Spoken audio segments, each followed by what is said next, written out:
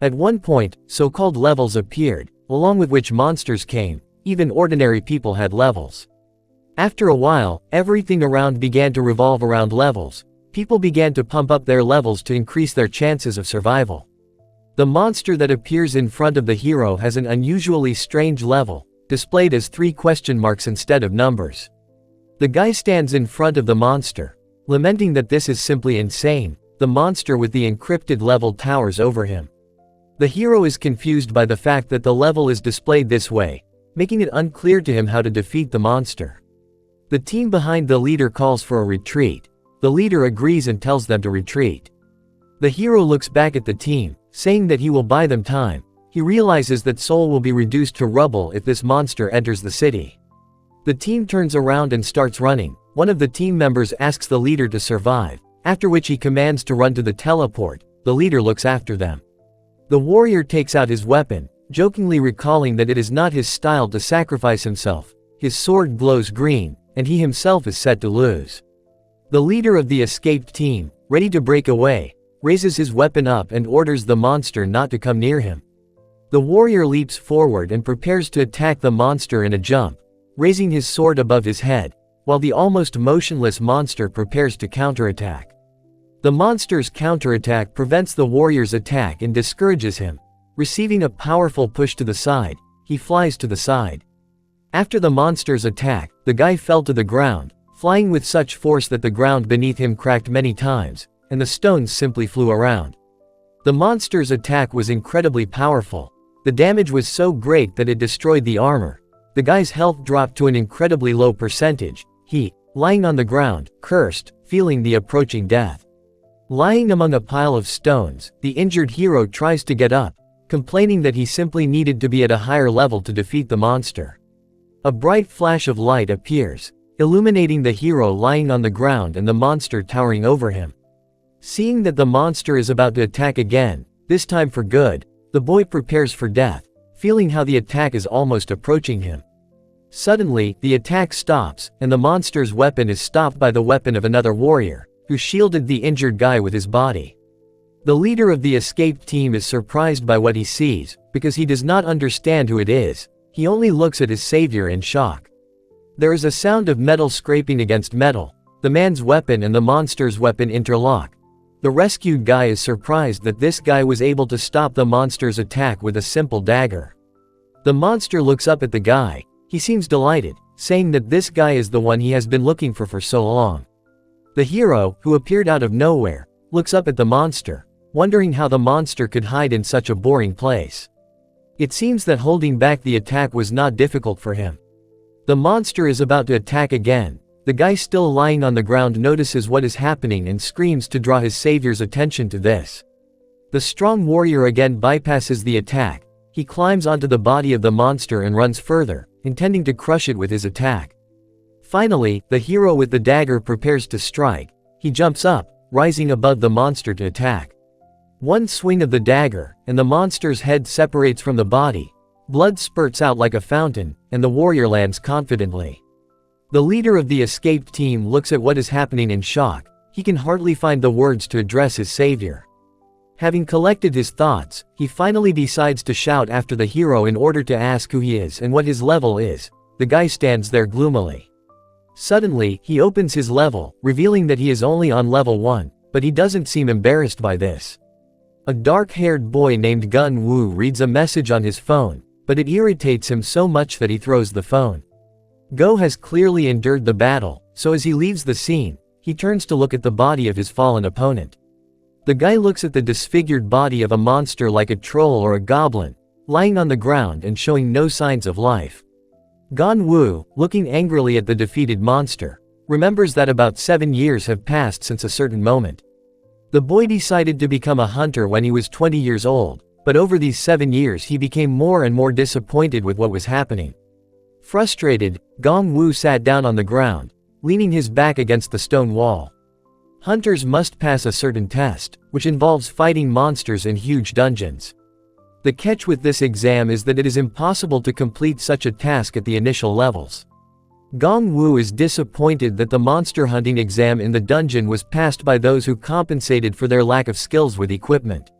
The guy remembers that he worked all sorts of part-time jobs in order to buy the items needed in battle, but he was so tired that he collapsed during the exam without strength. Ganwoo rereads the message again, annoyed that it doesn't correspond to the truth. The guy rereads the message over and over again. Suddenly, he is distracted by a strange voice belonging to the hunter leader, who noticed that Ganwoo was distracted from the matter.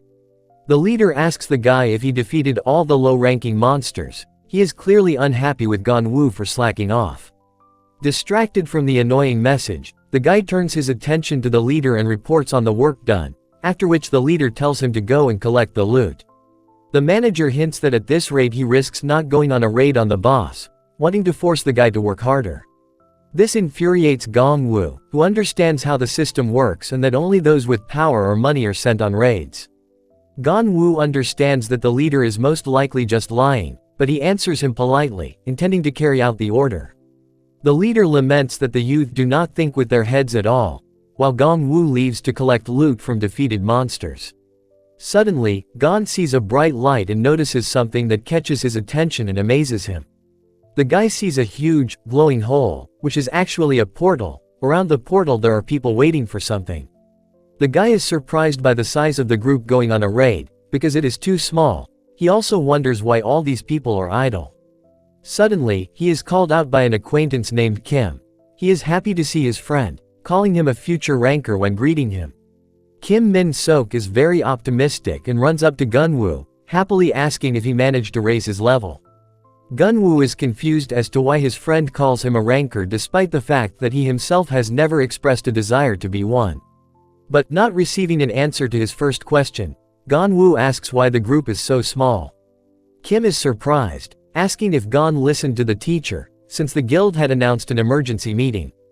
Kim explains that this is a great chance for them to participate in a raid, defeat a boss, and increase their levels. The excited boys high-five each other, very happy to get this opportunity. Ganwoo is worried about which guild members will participate in the raid, as the trainee sent to the raid must be of a high rank. Kim says he hasn't heard anything about it, but he does report that the boss of this dungeon explodes when his health gets too low. Ganwoo tries to figure out what kind of team composition he needs to have to carry out a successful raid, and realizes that at least 2 high-ranking hunters are needed. But he realizes that this basic principle does not hold in this situation, and then turns his attention to the weapon of one of the trainees. Looking at the smug guy in the obviously expensive outfit, Ganwoo wonders if they can handle it. Ganwoo approaches a guy in expensive armor and asks if he has defeated a boss like this before, but receives a negative answer. This answer, as well as the understanding that many of the raid members are extremely inexperienced, slightly confuses him. He decides to ask the fair-haired guy in armor what raids he participated in. He says that this is his first raid, but advises Ganwoo not to worry, counting on the fact that the equipment will compensate for the lack of skills. The blonde guy's name is Choi. He belongs to a wealthy family, which is why he is so self-confident and smug.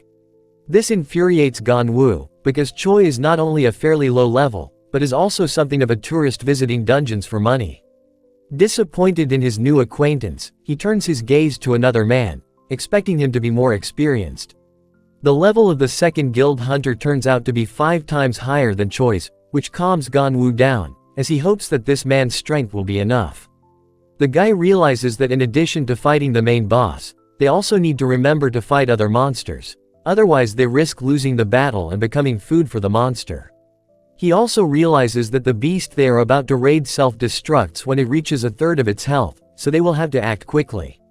The guild hunter explains battle tactics to the trainees, telling them to fight against simple monsters and to attack with all their might when the monster is ready to self-destruct.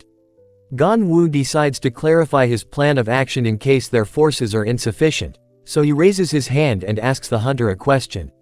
The man says that in that case they will escape through the portal, but he still tells them to attack the monster, even if they risk their lives. Ready for battle, a high-ranking guild hunter uses weapon summoning, preparing to enter the portal. The hunter asks if anyone has any questions, but the question is mostly rhetorical, so he raises his weapon above his head and gives the command, "Forward." One by one, the hunters and trainees enter the portal and disappear into it, moving onto the battlefield. Choi decides to strike up a conversation with the guy again. He comes up and asks if his name is really Gun-woo. After this, Choi points out Gun-woo's level, asking if he has defeated bosses before, with Kim watching their conversation. Kim, in his usual cheerful manner, enters the dialogue and, obviously lying, tells Choi that Gon has already defeated 3 bosses. Choi and Kim shake hands. Kim expresses his hope that the guy will be able to defeat the boss. Gon-woo watches their handshake. He is a little awkward. Gon-woo understands why his friend lied to this guy, because to have an easier path to success, you need to have rich friends. Kim and Choi look like they get along well. It is clear to him that thanks to the rich people it will be much easier for them to get into high-level dungeons, which will significantly speed up their path to gaining levels.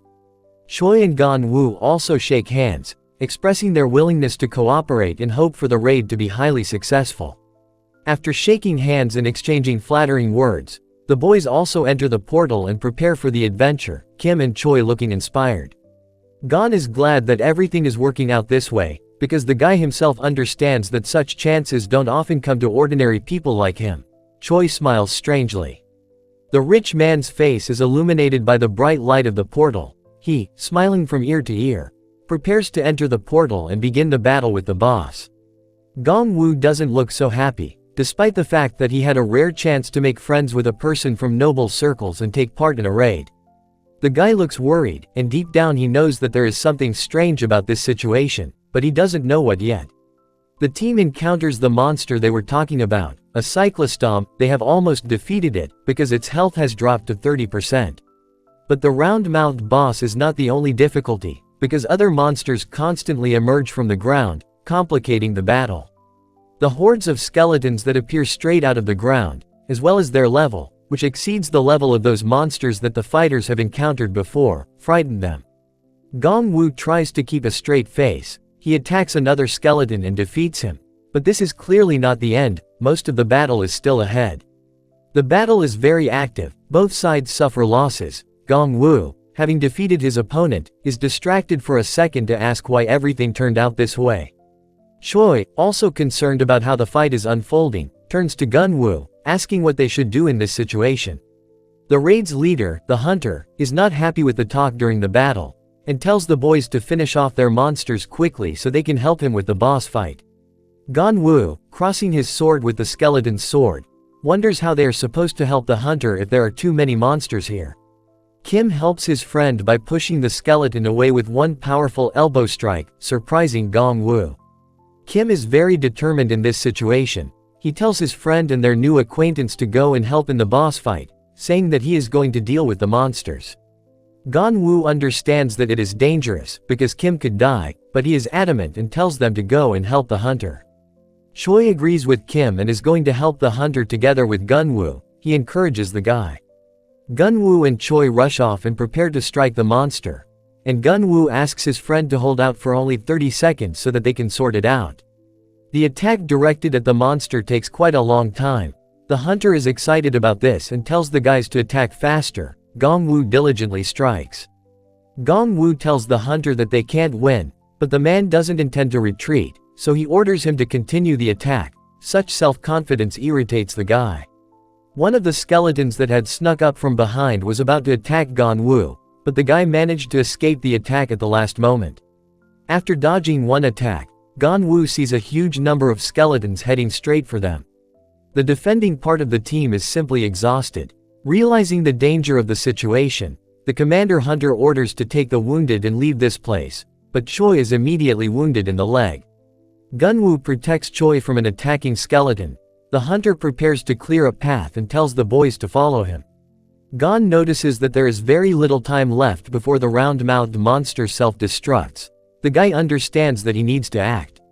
Gathering his strength, the guy puts Choi on his shoulders and runs to the place to get to the portal together with the injured young man. With Choi's concerns first, Gon-woo throws him in front of him so that Kim and the hunter can grab him and put him in a safe place. Choi regains consciousness and angrily addresses Gon-woo because things didn't go as well as he promised, and in anger, he kicks him, pushing him away from the portal. Gon-woo flies backwards, away from the exit, with hordes of skeletons and a boss monster behind him. Time runs out and an explosion occurs. Gong Wu, as if returning to childhood, sees his parents and runs to them. He tells them that he wants to become a hunter. His mother and father are happy about this. They ask the boy about his dreams, and when he answers, the father jokes that their son is growing up to be a realist. The conversation seems to be coming to an end. The parents, whose faces are almost invisible, turn to Gunwoo, who is preparing to hear the next question. Suddenly, the parents' faces change into horrible grimaces. They ask Gunwoo why he is lying down, and the vision ends. Gunwoo, clearly injured and buried under rocks but still alive, regains consciousness after a terrifying vision of his parents. The guy hears his name being called, trying to find him. He realizes that his friend Kim, Hunter and Choi came to his aid after the explosion occurred. There is loot lying around. Its presence means that Gunwoo did not manage to escape. Otherwise everything would have been completely destroyed. This news upsets the hunter. Choi regrets what happened. He asks for forgiveness. Gunwoo hears this, but suddenly the shaking starts. The dungeon begins to collapse. Gunwoo, lying in the rubble, has less and less chance of survival. The hunter tells them to take everything they can and run back to the portal. Kim asks to take at least Gunwoo's body, but it is clear to the hunter that they will not succeed. The guy is lying in the rubble and calling for help, but it is no longer worth waiting for. At parting, Kim asks his friend for forgiveness. Gunwoo's body is finally buried under the rubble, and he never received help, but it seems that his story will not end there. Lying in a pile of rubble, Gunwoo wonders when everything went wrong, and he goes over various moments from his past, including recent ones. Remembering the grimaces of the terrible monsters that pretended to be parents in the boy's vision, he wonders if he is ready to die in this place. Gon is determined to survive. He opens the status window displaying various stats, and realizes that he miraculously managed to survive, because he only has 5 health points left. The guy firmly decides to get out. He turns on the flashlight on his phone to examine the area, but sees that everything is littered with debris and the remains of enemies. Suddenly, he notices that there is a breeze in his small trap. Watching its direction, he finds an opening through which he is going to get out. Gunwoo is confidently moving up. He is ready to fight for his survival to the last, even though he can easily die. The guy manages to find a way out and fights his way to freedom through the wall of rubble, exhausted but alive, glad that he was able to survive. Looking around, Gunwoo realizes that the place he ended up in does not look abandoned or damaged by an explosion. Placing his hand on one of the columns, the guy states that the place he found is too different from the dungeon where the boss battle took place. In the distance of a long corridor he sees a faint glow emitted by a portal. The guy assumes that this is a portal to a dungeon. He is surprised by this and assumes that the new portal could have arisen because the previous place exploded. He also senses some danger from the portal. Gon analyzes the portal and realizes that it is a dungeon of the highest level, which amazes him since warriors with the highest ranks go to such places. Frightened, the guy turns around, trying to convince himself that he didn't see anything, because this place is too dangerous for him. He calmly runs away from the dangerous portal, but his path is blocked by a boulder that suddenly falls from somewhere on the ceiling, which makes him stop. Suddenly, the place begins to collapse, completely cutting off the return route from the portal and forcing Gunwoo to turn around and run to avoid being crushed by the collapse again. The portal from which the hero just ran away becomes his only salvation, so he tries to enter it as quickly as possible. Before he can exit the portal, he trips and falls head over heels, landing face down on the grass. Gunwoo finds himself in a place that is nothing more than a cemetery. He lifts his head after falling and sees a huge number of stone tombstones in front of him. This type of dungeon surprises the guy, because he didn't imagine a place of such a high level at all. But suddenly he sees a figure near the graves, which seems to him to be a monster. Gunwoo is scared at first, but then notices that the level window is blue, not red like the monsters, meaning that it is definitely a human in front of him. The guy assumes that this man simply came to clear the open dungeon. Thinking that this is his salvation, Gunwoo runs towards the stranger. Before the boy could run up to him, the figure began to glow with white light, and its voice told Gunwoo that the path he had taken required endless effort. The voice of the figure, standing not too close to the guy, sounded so close and clear, as if they were speaking directly into his ear. After his words about the path, the figure sat down not far from the guy.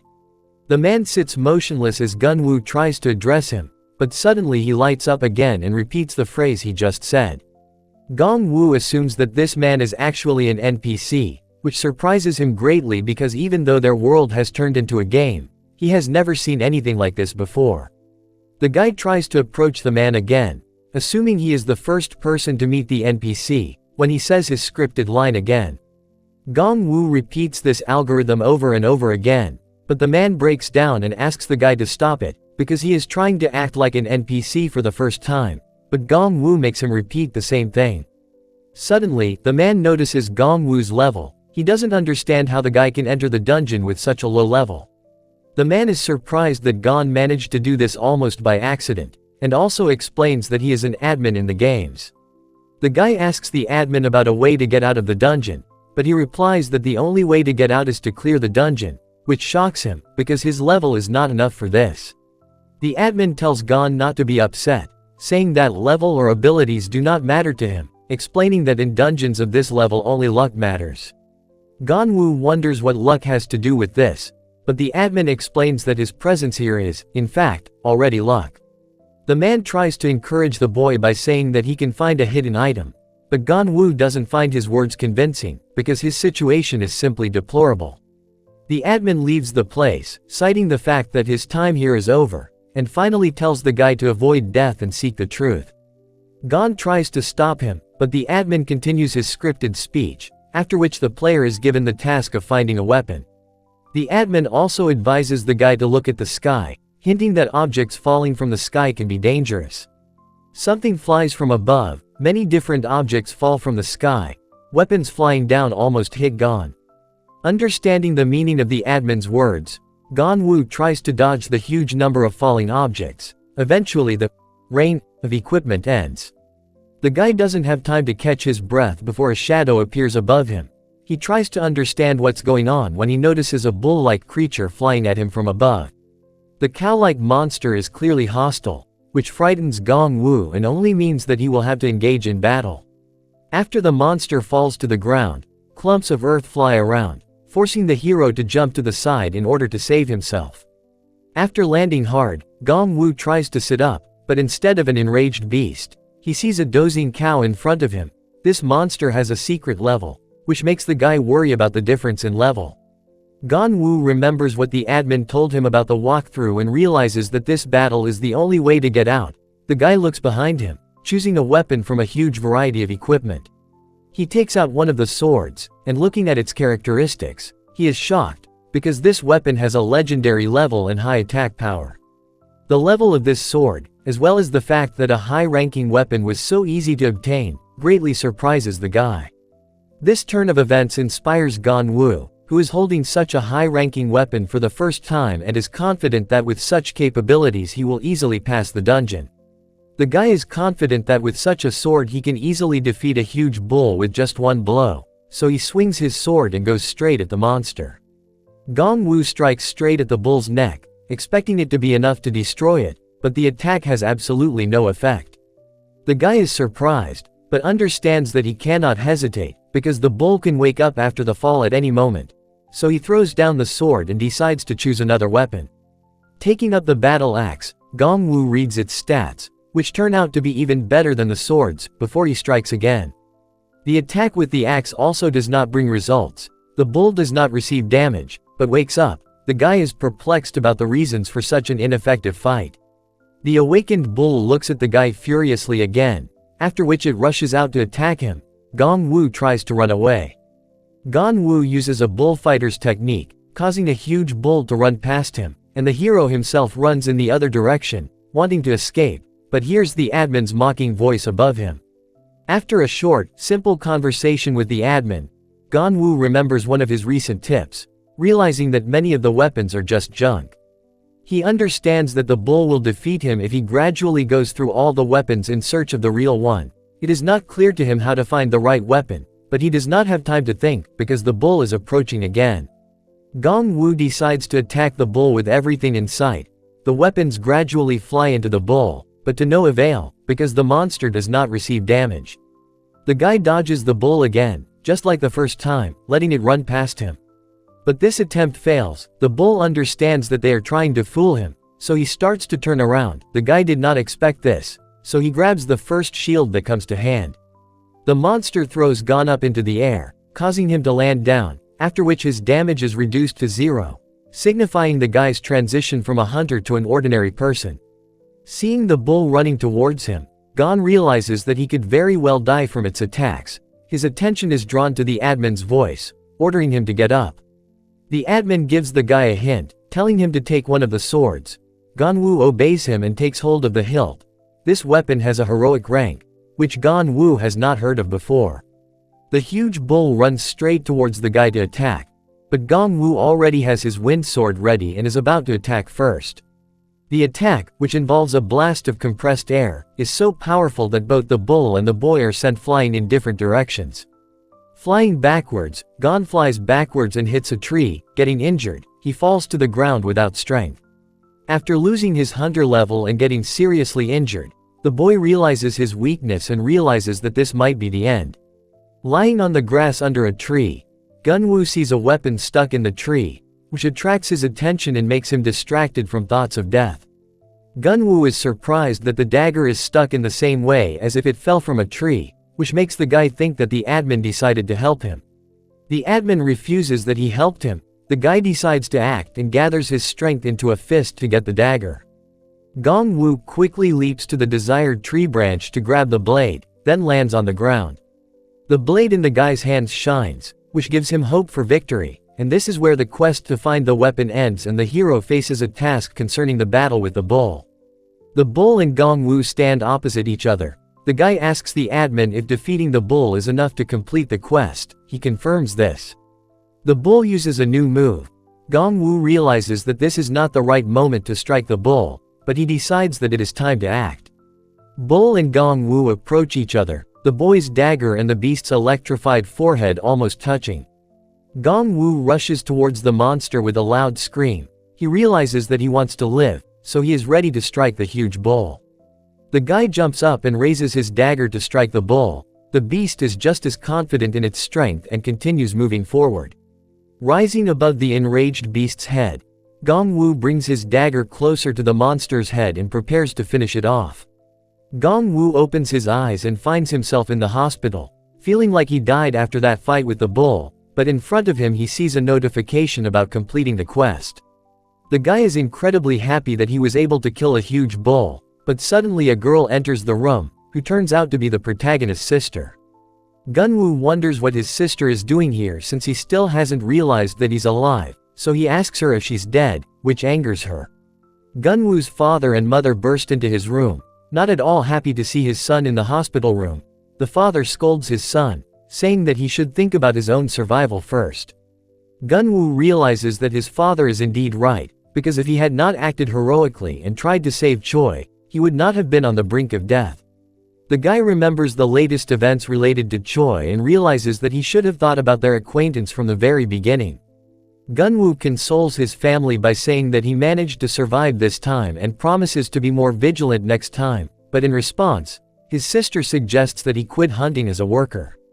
After this, his sister tells him not to worry too much, but he doesn't understand what she's talking about until he goes to the mirror and sees that his level has dropped to 1. These events disappointed the guy. The realization that the last 7 years were wasted makes the young man incredibly sad. He looks in the mirror and does not understand how everything turned out. It turns out that a couple of days ago he was found in front of a collapsing portal, and Gun-woo himself is trying to figure out if he should return to that dungeon and ask that man more questions. Gun-woo tries to figure out what to do next. He decides that it would be better to borrow money and go on a raid, but he is distracted from his thoughts by a mosquito flying around the room. The guy kills an annoying mosquito. This action starts the training mode. This, and a number of other actions, affect Gong-woo's level. Gun-woo's mother and sister, alarmed by the noise, rush into the room, but Gun-woo convinces them that there is no reason to worry and explains to them that his level increased due to killing a mosquito. The sister checks her brother's temperature and suggests that their mother take him to a psychiatrist, but the brother tries to convince them that the levels have actually increased. The girl turns out to be right, because the guy's level remained the same, but after checking the messages, he realizes that it was not his level that increased, but the level of contact with the dagger, so he asks the girl where his weapon is. She says that he was taken for research, which shocks the guy and makes him ask for more information about his whereabouts. Irritated, he rushes from his place. He realizes that the dagger is the hidden item that the admin was talking about. Gunwoo tries to escape from the room, but gets hit in the forehead with the door when a visitor entering the room accidentally hits him. The visitor turns out to be Choi, who seems happy that Gunwoo is now able to move around on his own. Choi's appearance irritates Gunwoo, who remembers his past actions, but his mother stops her son, saying that Choi paid for his treatment. Gunwoo tries to get his mother and sister out of the room, intending to talk to Choi, reassuring them that everything will be okay. He is going to ask the guy just one question. The guy tries to find out about Choi's motives, but he only says that he did it so that it would be possible to collect items in the boss room. Gongwoo is incredibly angry that this guy was willing to condemn a person to death over such nonsense. Choi puts the inheritance of the company above people's lives. This irritates Gunwoo, who is ready to hit Choi, but he can't, because it will lead to problems. Gunwoo was ready to attack when the conversation turned to his sister, but Kim stopped the conflict by bursting into the room and hugging his friend. Choi leaves the room, leaving Gunwoo with Kim. The guy tries to stop him, but to no avail. Kim continues to hug his friend, but Gunwoo pushes him away. Luckily Kim brought the weapon that Gunwoo was found with. The guy was so happy to get it back that he actually snatched the gun out of his friend's hands. Kim doesn't understand the reason why Gunwoo treasures this dagger so much, because it looks completely ordinary, which has been confirmed by research. Gunwoo continued to study his dagger, which allowed him to discover its characteristics, allowing him to learn that killing each creature would cause it to level up. This inspires the boy, because now he understands the full power of this item, but later he begins to worry whether he will get into trouble because of this dagger. But due to the nature of the weapon, he understands that only a contactor can use it, otherwise the dagger cannot be sold without breaking the contract, which could result in death. Looking at the dagger, Gunwoo tries to figure out how beneficial it would be to keep the weapon for himself, but he also realizes that the dagger is part of a set, and someone who is after it could kill him. Gongwoo decides to continue his studies, so he starts killing mosquitoes around the room, after which a chest falls from the ceiling on him, almost killing him. The chest that appeared in the room after completing the quest turns out to be huge, and Gongwoo suspects that he has received a real treasure. Gunwoo opens the chest, expecting it to make him rich, but inside is only a giveaway t-shirt. The irritated guy throws his t-shirt towards the door in a fit of anger, at which time two people enter the room, and the holy t-shirt lands on one of them. It turns out that these two are from the Hunter Management Security Department. They found out about the guy's level increase and are going to check it out. Stat check results show that Gongwoo's stats have not changed, and he realizes that the device he's using doesn't measure undivided points, which is to his advantage. One of the people from the security department asks Gunwoo if he is sure that his level has increased, but the guy cannot give a definite answer, after which Gunwoo is asked to open the status window. After checking the status window, Gongwoo realizes that the holy shirt is a quest item, and the security guy asks the guy about his level again. Gunwoo's negative answer does not satisfy the man and he expresses suspicion. But Gunwoo quickly goes to get the t-shirt from the trash, which causes even more suspicion. Gunwoo makes up excuses for his behavior on the fly, which scares the people from the security department, and they say that he needs medical help. The guests leave, but ask Gunwoo to contact them in case of unique abilities, otherwise he may face liability under the law. After the people leave, Gongwoo puts on a holy shirt and receives a rank-up stone as a reward. The said stone falls from behind Gongwoo. He picks it up. The guy has never seen anything like it before. Gongwoo uses the stone on himself. It starts to glow and disappears, as if it entered the guy's body. Gongwoo's body seems to glow from the inside, after which the level of the shirt and its durability increase, and even a new skill appears. The guy is going to test a new skill by taking off his clothes and standing in front of a mirror. He turns out to be invisible. He picks up a dagger to check if it will become invisible. The magic runs out and Gongwoo becomes visible again, but he is not saddened by this or the fact that he has reached level 1, because he has acquired a rare item. Gunwoo is happy about this news, but his sister enters the room and finds him without his underwear, after which she also talks about the need for psychiatric services. A guy with his face completely hidden and wearing closed clothes goes out into the street, fully prepared for action. Ganwoo gets a new quest after leveling up Micah. He needs to take on monster slaying.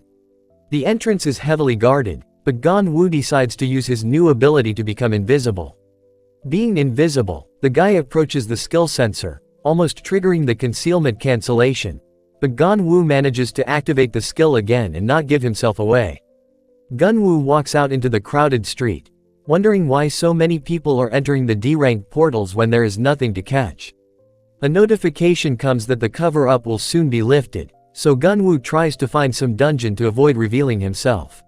The guy gets a message about an unsuccessful cleanup and realizes that he is not far from this place. At this moment a monster appears behind him. The lizard-like beast is about to attack Ganwoo. The guy's health drops to 0. He becomes visible again. Ganwoo equips the dagger. The monster strikes again. But Ganwoo is not harmed by it. His body is like under a shield. The lizard stops attacking Ganwoo, who then prepares to strike back. One attack from the guy is enough to completely defeat the monster. Ganwoo is delighted with the power he holds in his hands. Suddenly, other hunters appear, apparently pursuing the defeated lizard, and Ganwoo realizes that he cannot give himself away, so he flees. Another lizard appears in the field of view and attacks the guy, but he does not take damage due to his invulnerability. M attacks again and defeats the lizard warrior with one hit right in front of the people, which surprises them, especially after they see Ganwoo's first level. The boy tries to escape, but the hunters decide to follow him. Two more lizard warriors block the way and complicate the chase. The leader of the hunters leaves the lizards to his subordinates and follows Ganwoo. The leader orders passing hunters to help him catch the boy, but Ganwoo uses stealth to evade pursuit.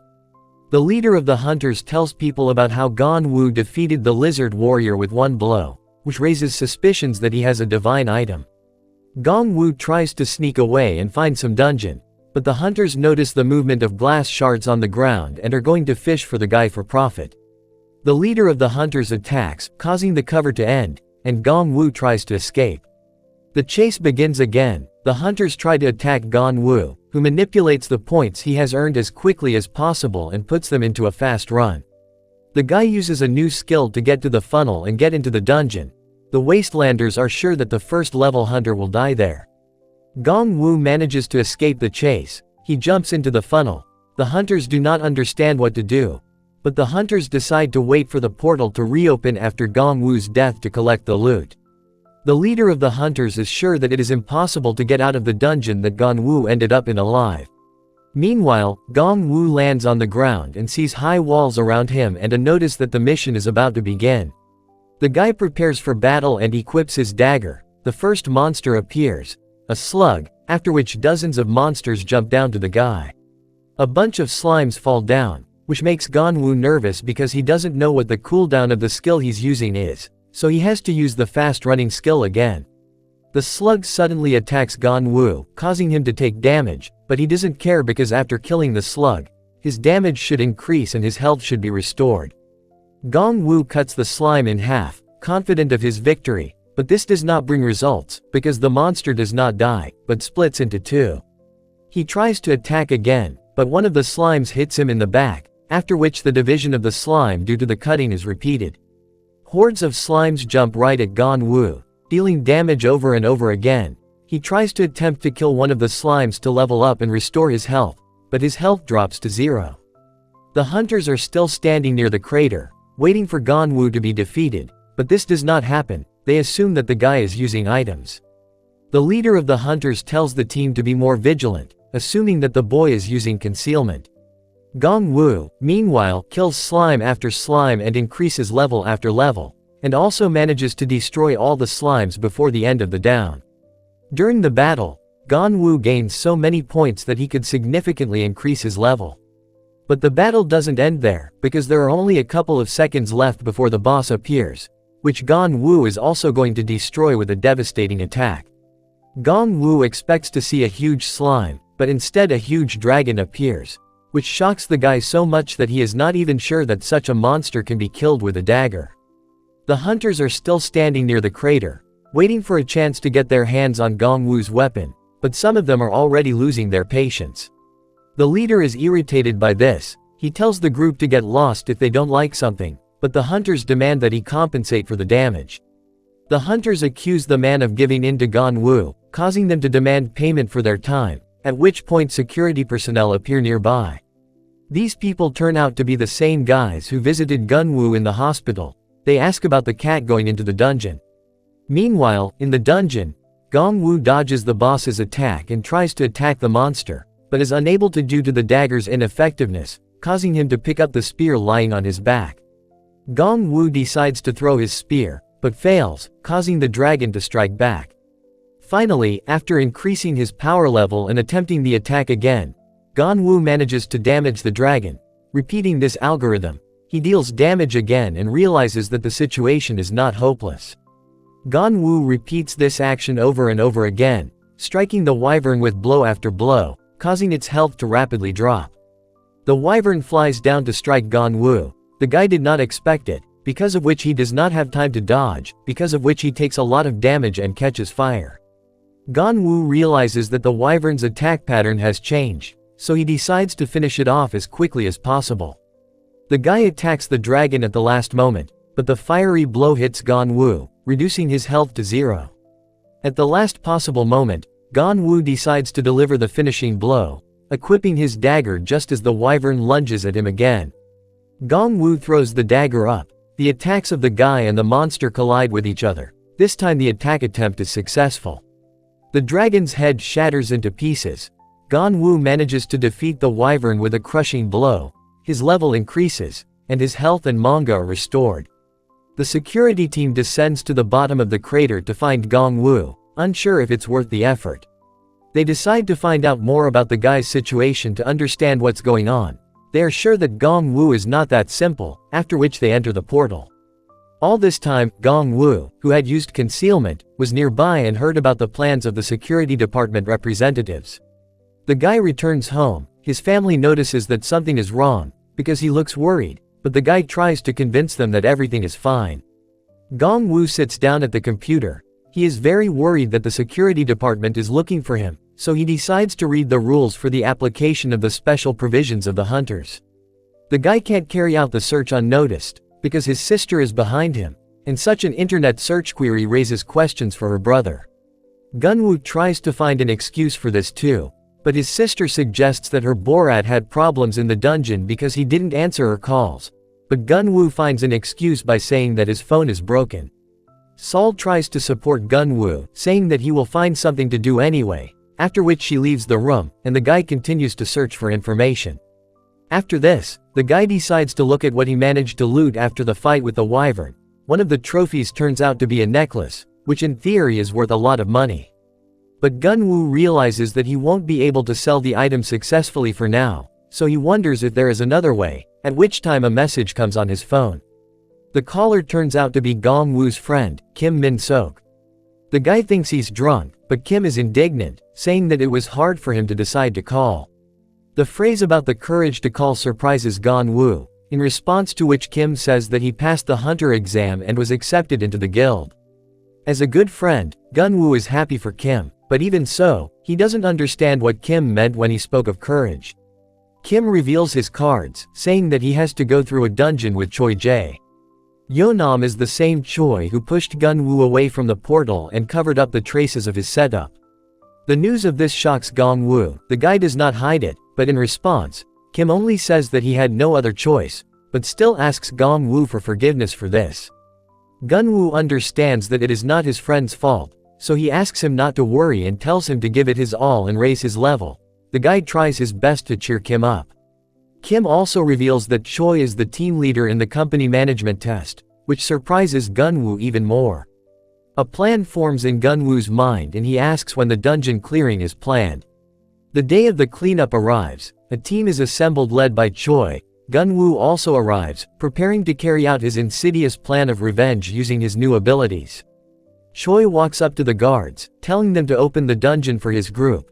The guy seems very confident, telling the guards that he and his team will clear the dungeon before the end of their shift.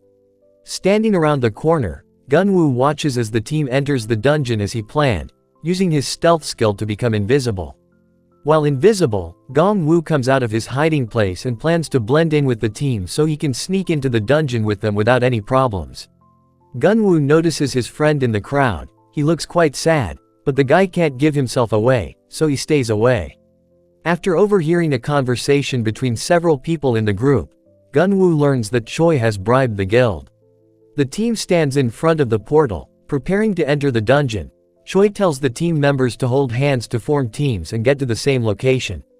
Gunwoo uses the tracking stone on the portal and prepares to take revenge on Choi. The team already gets into the dungeon. Choi as the commander orders the hunters to attack the mobs. The team moves forward.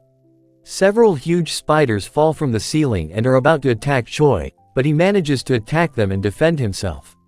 The team members admire their commander's actions, praising his endurance. Choi acts politely towards them, but in reality he despises them. Choi is actually not at all happy with having to clear the dungeon, but he has to do it. Choi is pulled out of his thoughts by Kim, who informs him that all the mobs have been destroyed. Choi hypocritically shows politeness towards Kim. The team prepares to begin the boss fight, but upon entering the doors leading to the boss's room, Choi finds that the boss has disappeared. Kim assumes that the boss has been killed and the dungeon has already been cleared. Choi agrees with him and they are about to exit and enter again. All of this is observed by Gunwoo, who killed the tarantula boss before this.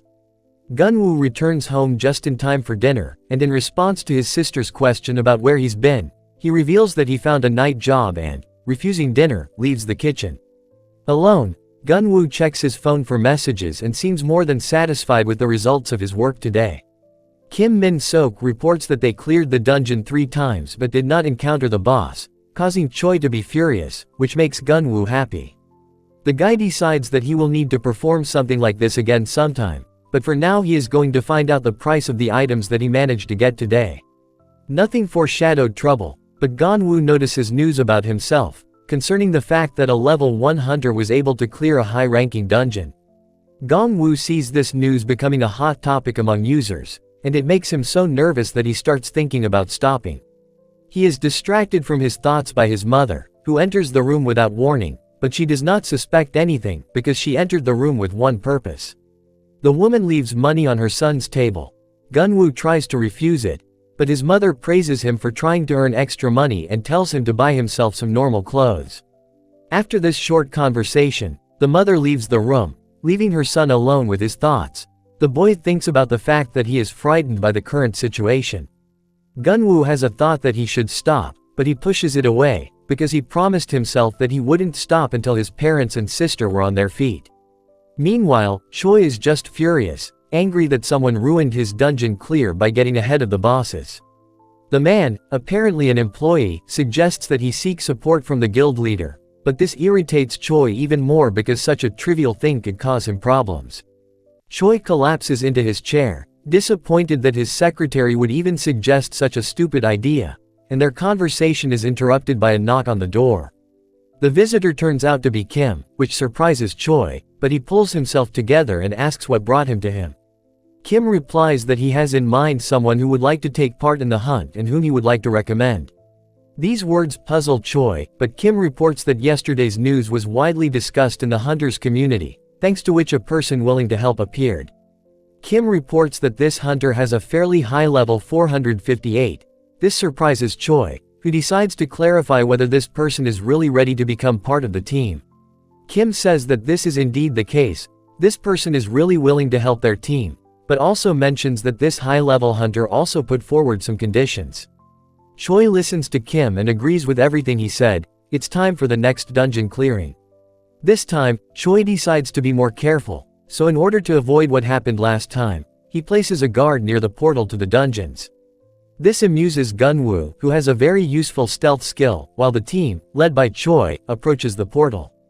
Just after the team entered the dungeon, Gunwoo also approaches the portal to continue his revenge on Choi.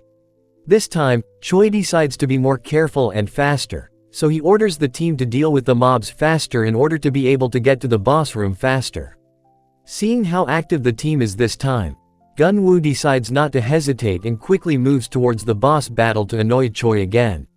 The guy notices that the level of this dungeon is higher than the previous time and understands that this is done so as not to miss the boss again, but for Gong Wu this is not a problem, so he easily gets to the boss room. In a matter of seconds, Gong Wu reaches the top of the huge rock pile, approaching the doors separating him from the boss. Gong Wu opens the doors to the boss room and sees a Cerberus boss whose level is indicated by question marks, but this does not scare the guy. Gong Wu smirks at the fact that just a month ago this sight would have made him shudder, but now it's not a problem for him, but he still decides to quickly leave the safe zone and engage in a fight with the Cerberus. Before Gong Wu can attack the Cerberus, he is hit in the back and falls to the ground, where he notices a warrior in armor, the same one who agreed to help Choi under certain conditions. The warrior furiously asks where Gong Wu found the dagger, clearly understanding that the boy's success depends on this weapon. The man in armor repeats his question, and Gong Wu tries to pretend as if he doesn't understand what he means. In response, the hunter only mocks Gong Wu for being completely incapable of lying, then analyzes the characteristics and concludes that Gong Wu found the dagger quite recently. Gong Wu tries to understand what the hunter wants from him, but in response he is faced with a demand to give up the dagger. The guy says that the dagger is a soul item, which is why the warrior won't be able to use it so easily, but the hunter calls Gong Wu's words a lie. Gong Wu's answer makes the warrior tremble. The guy explains that supposedly owning this weapon is a real headache, and he would have sold this dagger a long time ago, but he can't. The man again perceives his words as a lie.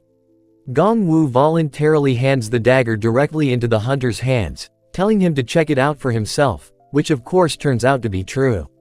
After this, the hunter concludes that he needs to kill the guy, and moves straight towards Gong Wu, because he needs to get this dagger at any cost. While preventing the armored man from attacking, Gong Wu equips a dagger and it flies straight into his hands. He crosses his dagger with the hunter's sword just in time. The battle is not easy, because the man's stats are quite high, but Gong Wu decides that he needs to act. First he decides to knock out the sword and quickly spend the points. In an attempt to spend his points, Gong Wu dodges the hunter's successive attacks before using his stealth skill. But even invisibility doesn't save him from the next attack. Gong Wu doesn't understand how the hunter manages to see him despite using the stealth skill. Confused, Gong Wu gets hit in the chest by the hunter, which was quite unexpected, since the ability to become invisible failed the guy for the first time. The guy gets a new skill of a crushing blow, after which he decides to act. It is clear to him that he needs to either kill the hunter or die himself. But to Gong Wu's surprise, the warrior starts running away from him.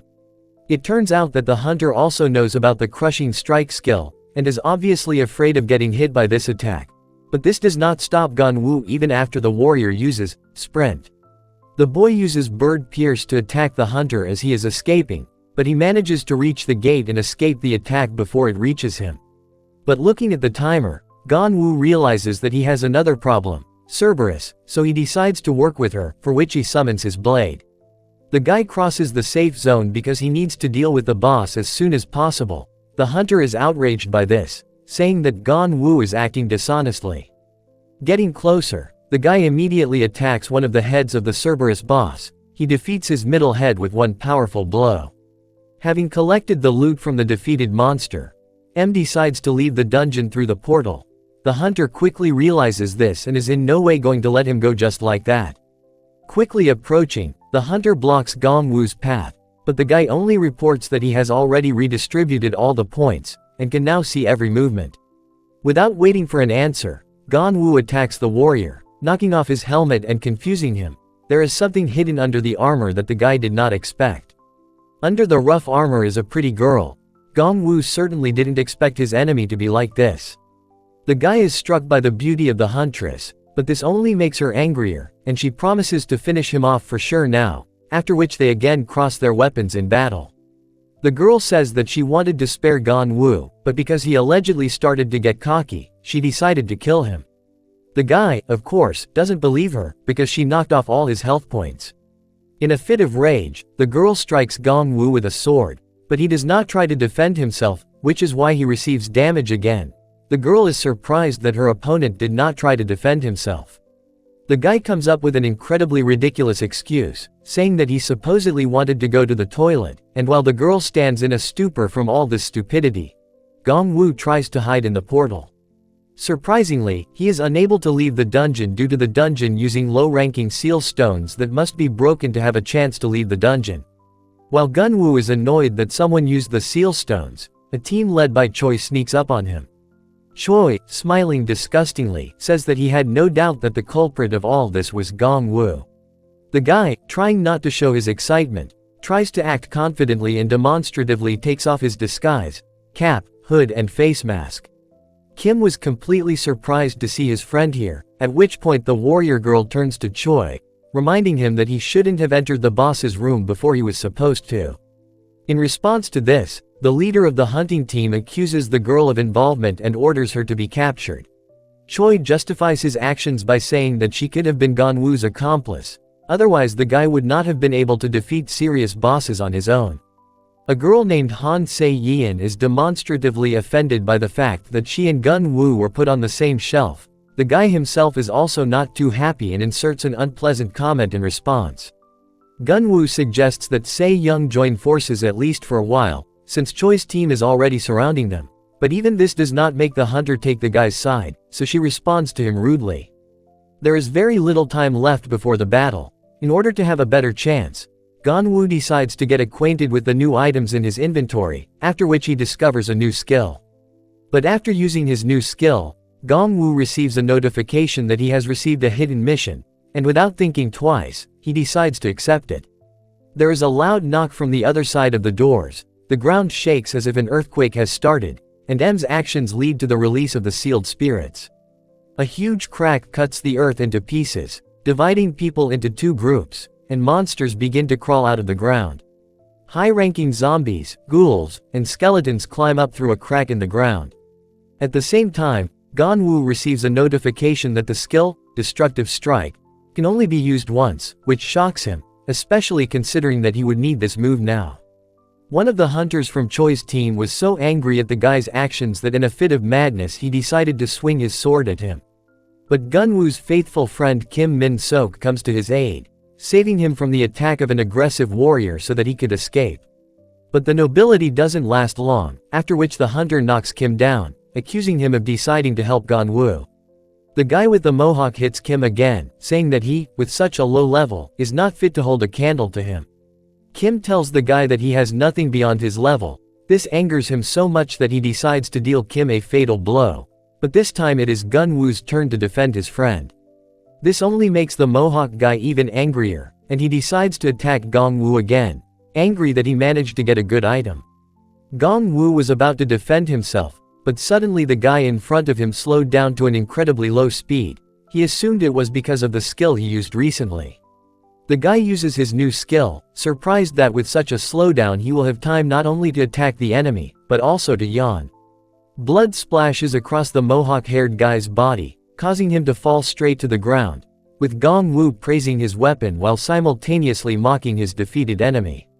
Kim is surprised that Gunwoo was able to defeat the guy so easily, and the guy simply tells him to drink the potion and rest.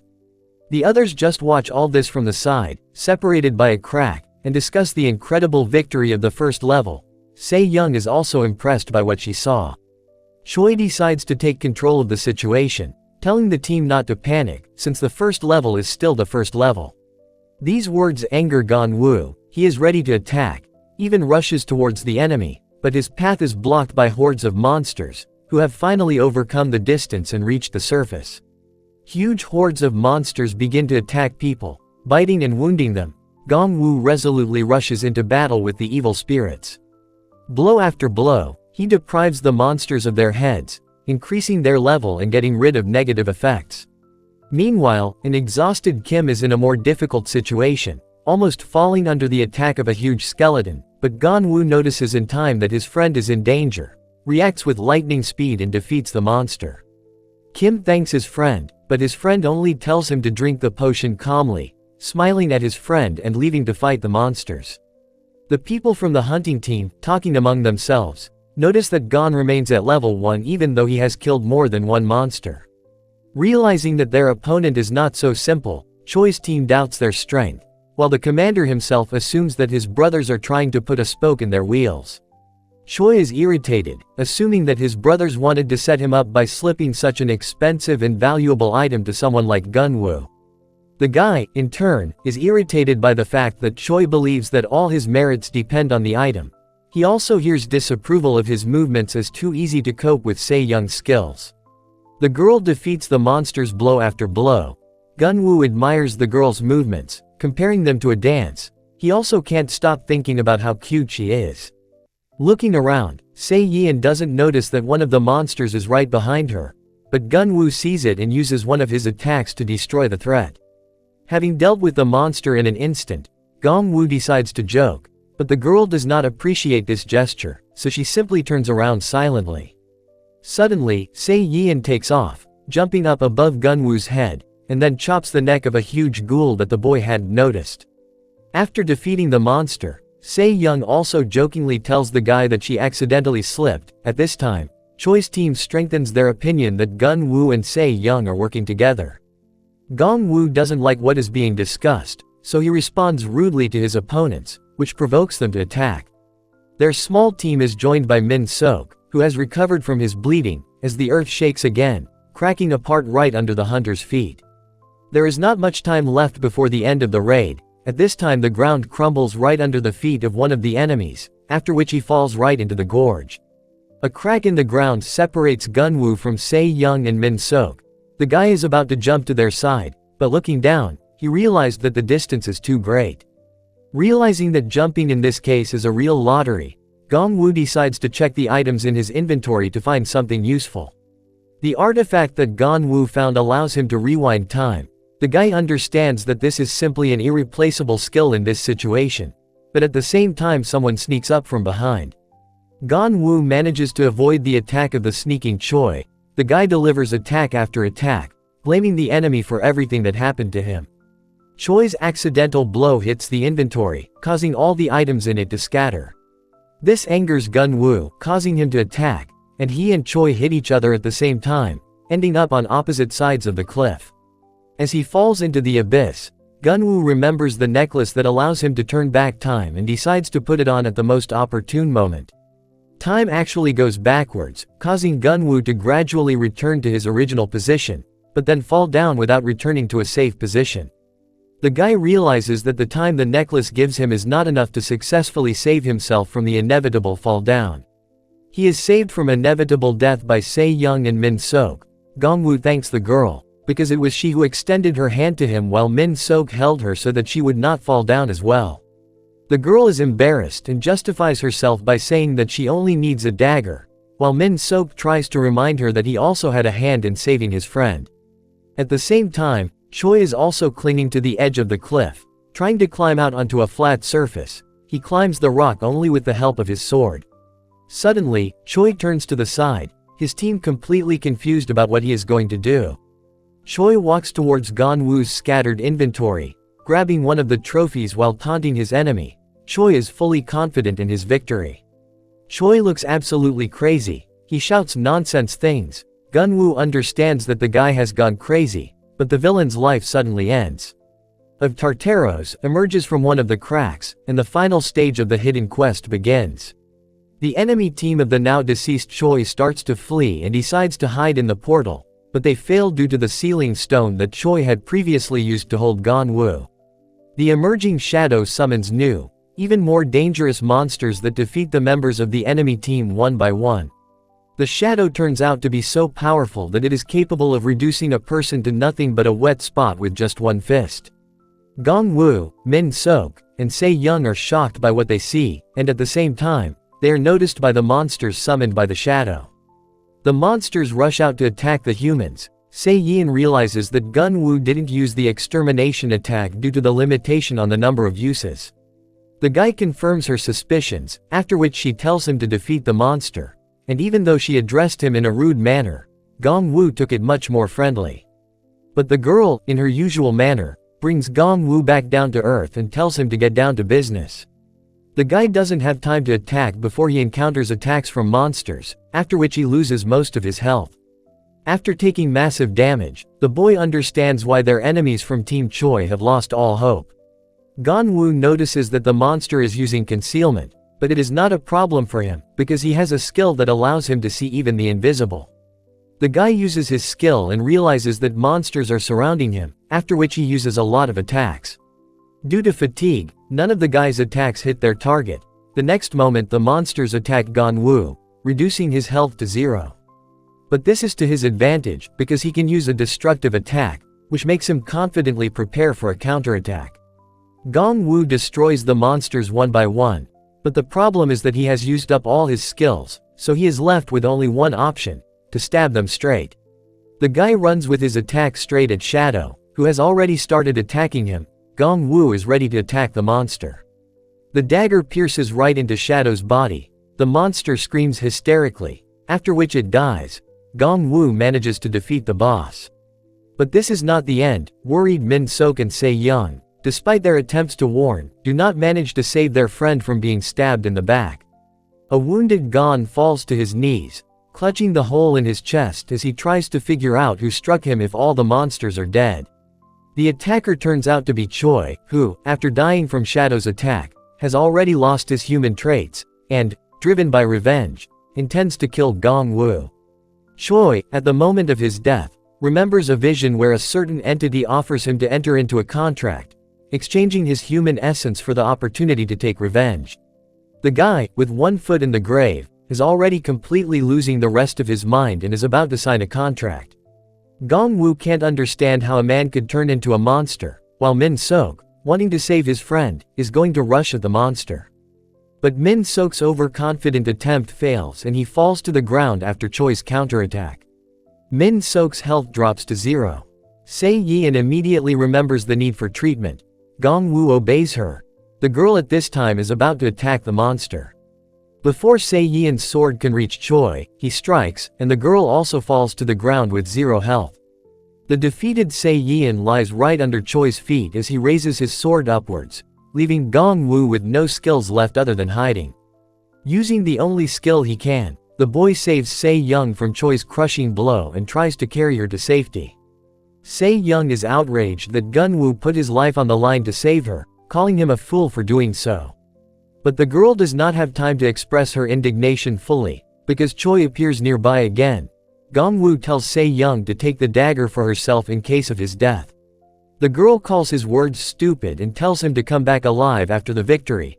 Ganwu understands that his health is running out, so he needs to defeat Choi with one precise blow to the monster's weak spot. Ganwu attacks, but it's not enough as Choi manages to stop the attack with his beast-like reflexes. Choi attacks the guy, intending to deal him the finishing blow, but Ganwu manages to prevent the final blow by crossing their weapons, but still takes damage, after which his health is reduced to 0. It seems like Ganwu is losing his last hope of winning this fight, but at the last moment he sees a rope in front of him, going from him to Choi. Without even understanding what it is, the guy decides to follow this rope. As hypnotized, he strikes as this strange vision showed him. This blow leads to an unexpected result. Choi's sword shatters into pieces. The monster becomes enraged, and Ganwu continues to follow the instructions of the rope. Ganwu plunges his dagger into Choi's chest, destroying the monster in one hit, completing the optional hidden mission. Due to the prolonged battle and increasing fatigue, the guy falls down without strength. The battle is over. This leads to unexpected consequences. 2 people step onto the ground, strewn with the corpses of monsters and hunters. Ganwu sees the situation from the outside. Being as if invisible, the guy assumes that he has entered the body of one of the people. The two discuss how there would be less deaths if these people had the rune. One of them laments that not everyone can have the rune, but his partner brings him back to reality. After this scene, Ganwu wakes up and finds himself in bed. The place where he woke up turns out to be quite luxurious. After checking out the general appearance of the room, Ganwu notices a door that seems to be glowing red, and without thinking, he reaches out his hand towards the door. It turns out to be a trap. Ganwu gets an electric shock. The guy is temporarily paralyzed. At the same moment Se Young enters the room. The girl is amazed that out of all the rooms, Ganwu chose this one, and the man that Ganwu saw in his dream also appears in the room. The people move on to a conversation where it is revealed that Myung's guild is supporting Se Yian, which Ganwu finds strange since the girl is a treasure hunter. Then Gon-woo learns about Min Sok's condition. It turns out that he is safe and in the hospital. The guy is glad to hear this, but he still does not understand why the guild chairman is helping them. Without hiding his goals, the man reveals that the reason for this is the dagger that Gon-woo used. The man wonders why Gon would be willing to sell this weapon, since it is possible to become a great hunter with it. Gon-woo states that he has different goals and that he wants comfort for his family the most, and the guild representative states that he is willing to buy the dagger. Gon-woo recalls that such a thing is impossible due to the contract, but the man knows that it is possible to do so in the Lost Lands. The Lost Lands are located on the armistice line between North and South Korea, a place rumored to be so dangerous that even heroes die there. The guild representative convinces the guy that he will find a safe way to make the purchase of the dagger. Se-yeon immediately reports the price she is willing to pay. The price of 100 billion shocks Gon-woo, because although it is a valuable item, even so, the price is too high. The guild representative tells him that they can't tell him about it, but Se-yeon doesn't pay attention and decides to tell him. The girl says that the dagger belonged to her brother, which is why it is valuable to her as a keepsake. Han Seo-jun, Se-yeon's brother, was the first hunter of the Great Cataclysm. Gon-woo, hearing this name, falls into a stupor, because that was the name of the guy from his dream. What Gon heard raises many questions for him, since this information had not previously been disclosed to the masses, but the guild representative says that it is better for the guy not to dig further. Otherwise, the Gong family might get into trouble. He knows that the Hunter Management Bureau might really cause him trouble. Gon-woo, deciding to check the veracity of his dream, asks for a photo of Se-yeon's brother, and the girl provides him with the photo without hesitation. The guy, looking at an old photo where Se-yeon was still a child, understands that in his dream he saw Han Seo-jun. Gon-woo is surprised by the similarity between the brother and sister, after which he decides to ask what will happen if he decides not to give the dagger. This question scares the girl. The guild representative takes out a weapon to gently hint at the possible consequences of refusing, after which Gon-woo realizes that he is trapped. The guy is also informed that the contract has already been drawn up, but some points of the contract seem crazy to Gon-woo. The guy doesn't agree with the terms of the contract, but Se-yeon doesn't see anything wrong, because all these conditions are necessary for the safety of the dagger. The girl explains that the Hunter Management Bureau will cause them trouble by wanting to get the dagger, so Gon-woo must agree to conditions such as wiretapping and surveillance. But after figuring out one point of the contract, Gon-woo notices the next one, which is no less crazy. Gon-woo and Se-yeon's voices rise, and their argument becomes so heated that the guild representative is unable to get a word in edgewise. The guild chairman cuts down the table separating the two, finally getting the chance to speak. The man offers the most unlikely solution to all disagreements: marriage, believing that this option will solve all the problems that worry them. Gon-woo is simply delighted with the opportunity to marry a rich and beautiful girl, but pretends that he is going through with the marriage only because he has no other options. Se-yeon has a different opinion and becomes furious after hearing the guild chairman's proposal, but they end up making a deal. The girl is also surprised to see that Gon-woo's stats are better than hers, and is also surprised that he defeated Choi without any skills. The boy talks about an unknown rope that showed him how to defeat the monster. Realizing that they have never encountered anything like this before, Se-yeon and the man from the guild decide to return to the dungeon. Se-yeon also makes it clear to the guy that they will go to the dungeon without him while Gon-woo has to clean the room. The guy has no other choice. Se-yeon tells the guild chairman about her doubts that Gon-woo will accept all the conditions and cooperate with them. At this time, Gon-woo is lazing around and amusing himself by watching the news, from which he learns that Kim Min-soi is seriously injured and has not regained consciousness. The guy is shocked, because this means that the man lied to him about his friend's condition. Night falls and Se-yeon's phone is still not answered. Gon-woo decides not to delay and goes to the hospital himself to check on Min-sok's condition. The guy notices reporters near the hospital. They say that they would like to know about the rumors regarding the relationship of a certain Choi Yu-ra and Young Si-hoon. The guy decides not to delay, tells Se-yeon about going to the hospital and about the reporters, uses stealth and is about to enter the hospital. The plan is almost successful, but the stealth skill will soon expire, so Gon-woo decides to act faster. While invisible, Gun-woo overhears a reporter talking to a man and realizes that he needs to follow him to find Min-sok. The reporter starts to act out a ridiculous scene and completely attracts the attention of the guards, which gives Gun-woo a chance to sneak in further. The guy finds Min-sok's room, but sees that the door is similar to the one that was trapped in Se-young's house. The door swings open and someone grabs Gun-woo by his clothes, but it turns out to be Min-sok, who then leads him to his real room. It turns out that the idea to set a trap belonged to Young Si-hoon, because this man was worried that Choi's killer might return. Min-sok says that he was waiting for Gun-woo, and then presents him with the item that he was able to save during the battle. This item turns out to be the memory bead that Min-sok had hidden safely, but the bead is not that simple, because it has a time limit. But the guys are distracted from studying the new subject by Min-sok's visitor, which is why Gong-woo needs to hide. This visitor turns out to be Young Si-hoon, the very guy from the Hunter Management Bureau who is the main threat to Gong-woo. Si-hoon asks if anyone has visited Min-sok. The guy answers negatively, but Si-hoon's attention is drawn to the very bead that Gong-woo is holding in his hands. Gun-woo realizes that he failed to use concealment on the item, but Min-sok quickly grabs Si-hoon's hand, wanting to hold him back, and tells Gun-woo to run away from there. A sad reporter, who was unable to get into Min-sok's ward, sits near the hospital, and his boss approaches him. The manager is clearly not happy with the reporter's work. At this time one of the windows breaks, which distracts the men from their unpleasant conversation.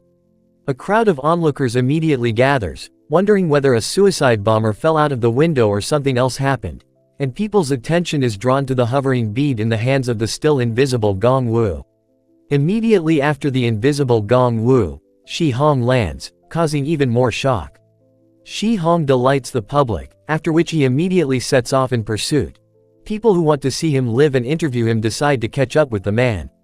The reporter and his boss get into the car and decide to pursue Shi-hong, and they manage to catch up with him. Shi-hong continues to pursue the floating bead.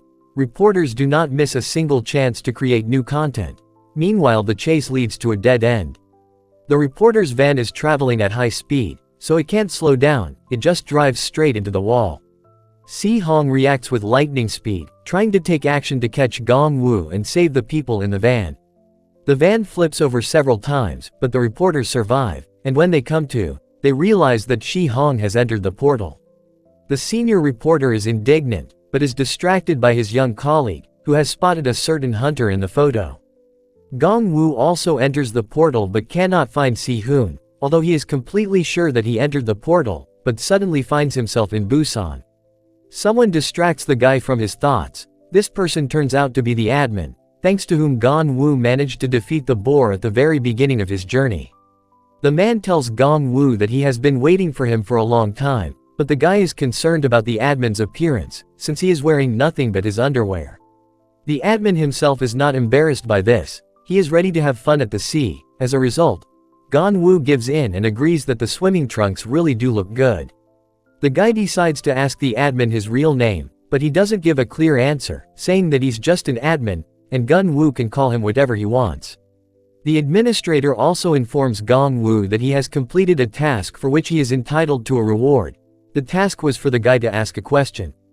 Gong-woo realizes that this task is incredibly simple, so he accuses the man of being a charlatan, which of course offends him. Offended by Gong-woo's accusations, the admin decides to take action and gives the guy an injection in the chest, after which he tells him that he only injected an elixir. Without waiting for a response from Gong-woo, the administrator pushes him off the roof of the building where they were talking a second ago. The guy is rapidly falling down, but this is not the only problem, because as he gets closer to the ground, he becomes more and more sleepy. Gong-woo has another dream involving Se-yeon's brother and the young guild representative that Gong-woo saw recently. Gong-woo finds himself in Sung-jun's body again and prepares to fight the monsters, but notices something strange about the monster. He realizes that he is dealing with the shadow that he defeated on the previous quest, after which he rushes off and is going to destroy the monster with one blow. But the first attack is not successful. The guy flies to the side, not understanding how he could have missed. Yun-min reminds his partner that the shadow is a creature of the other world, so it cannot be defeated by physical attacks. After this, the guy suggests that the only way to defeat this monster is to hit it in the head, but Yun Min thinks that this is too dangerous. They realize that to do this the guy needs to jump right on top of the giant, and they come up with a plan even though they have no runes left. Song Rong goes to the flyer, a little boy who can help him in this situation. Sung Jun explains that, contrary to the flyer's assumption, he does not need the runes, he only asks to be thrown to Shadow's head. The boy tries to dissuade Sung Jun from this idea, talking about how it could be dangerous, but the boy acts extremely confident, although he is actually worried. Gong Woo, who is in Sung Jun's body, feels him trembling, but there is no turning back, the flyerin is preparing to take him to the monster's head. Finally, the boy delivers Song Jun to the giant's shoulder, after which the warrior rushes to attack. Sung Jun moves incredibly close to the head, preparing to deliver a devastating blow. The guy attacks Shadow with lightning speed, using his dagger directly on the stone in the monster's crown, after which it lets out a furious scream. It seems that the monster has been defeated. Song Jun suggests that he was indeed right and that the monster is now finished. But defeating the monster is not the only problem, because after jumping off the monster's head, Song Jun began his fall to the ground from a great height. When the guy already thinks that he is finished, the flyerin appears right next to him and tries to grab the guy to save him. The boy manages to save Song Jun, who is incredibly grateful to him, after which he decides to ask the boy his name. It turns out that his name is Yoon Si-hoon. Gunwoo is very surprised, but this boy really does look like the guy from the Hunter Management Department. After the story ends, Gunwoo returns to reality where he falls from the roof of a building. Gongwoo discovers a new skill that allows him to fly, and he then uses his wings to save himself from falling. The boy quickly learns to use his wings, after which he is convinced that he has really been saved. But the next moment, when Gunwoo was not too high above the ground, his wings disappear due to insufficient mass, after which he still lands not too softly. The guy comes to after the fall, when suddenly the admin speaks up, and Gon immediately rushes at him with complaints and questions. The admin says that throwing the guy off the roof wasn't really necessary, but he did it because he was unhappy with the accusations of charlatanism. The man makes it clear that he would like to get a different name and not be called a charlatan. The admin likes the name Torino, but Gon Woo does not share this opinion.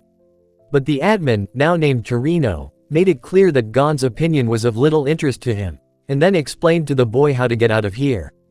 Gon Woo will need to find the key in the chests that will soon start falling from the sky. Torino also reports that the wings that the guy has already tried will be his reward.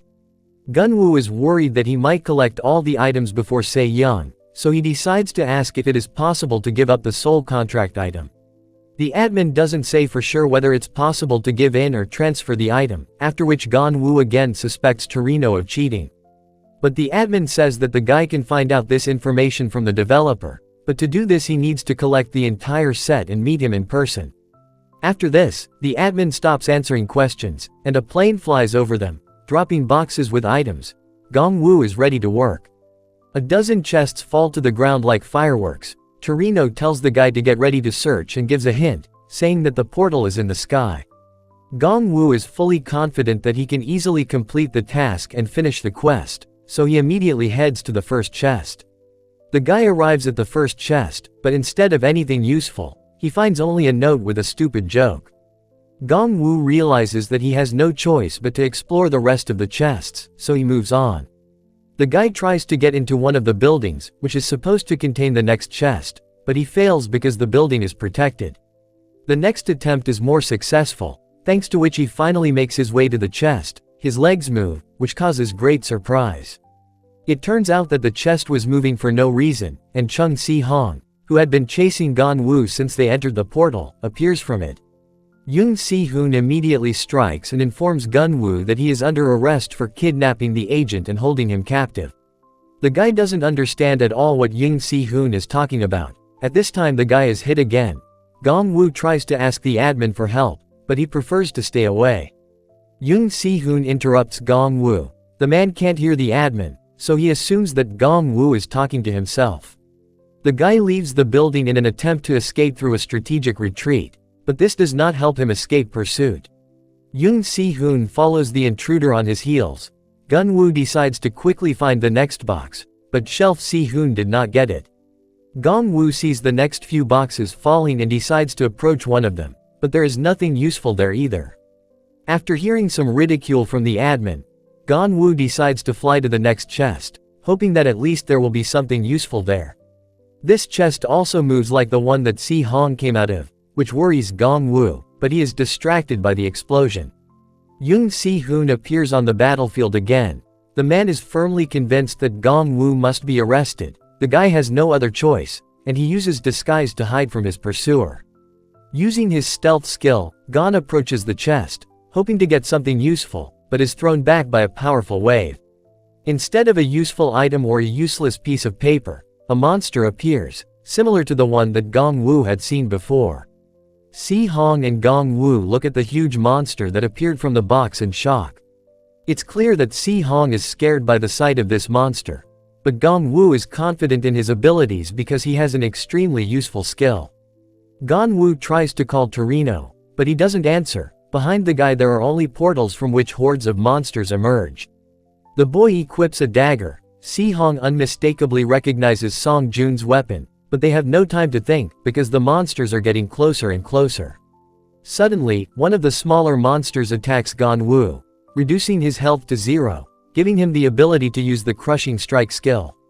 After taking damage, Gong Wu suggests that Si Hong leave the area, but he is adamant in his decision to defeat all the monsters. Realizing that Si Hong won't be able to take out all the monsters on his own, Gong Wu charges in, unwilling to leave him alone against the crowd. But Si Hong is not stopped even by the words that he will not be able to defeat all the monsters. The man is determined to prevent attacks on people. The boss decides to attack Si Hong, who is running into the city to prevent human casualties. Gong Wu sees this and rushes to help. It seems that Si Hong and Gong Wu are one step away from death, but then the admin comes to their aid, protecting Si Hong at the most tense moment. Gong Wu doesn't have time to realize how strong the admin is, but Torino immediately hits Si Hong and knocks him out, which raises a lot of questions for Gong Wu, because he thought he and Torino knew each other. The admin takes out a green bead similar to the one Min Sok gave him earlier. Gong Wu doesn't understand if it's possible to get this item so easily, but Torino assures him that it won't be a problem. At this time, Shadow does not stop his attack, but the admin refuses to help with this and tells Gong Wu to act faster. The guy takes Si Hun on his shoulders and dodges the attacks of the monster, who is clearly going to kill the man for the umpteenth time. While Gong Wu tries to save Si Hun, who is still unconscious, the admin tries to distract the monster. Shadow attacks Torino as he wanted. His shield is able to hold back the attack. Gong Wu jokes about how this man is capable of angering even God. While the guy was too careless, someone seemed to grab him by the neck from underground, using a hold, and then a technique called the sword dance. Gong Wu tries his best to dodge the attack without abandoning Si Hong, while the admin continues to distract Tartaro's shadow. The admin points to the open portal. Gon does not hesitate for a second, flies to the portal together with Si Hong in order to save themselves. Meanwhile, on the same street where the first portal appeared, leading to the quest, people and reporters continue to crowd. Meanwhile, the portal begins to glow strangely. One of the reporters fearfully assumes that the cleanup has failed. Immediately, monsters in armor emerge from the portal, attacking people without any problems, and the reporters try to escape in fear. The reporters are unable to escape. At first it seemed that they had reached a dead end, but in fact they had stumbled upon the shadow of Taroteros.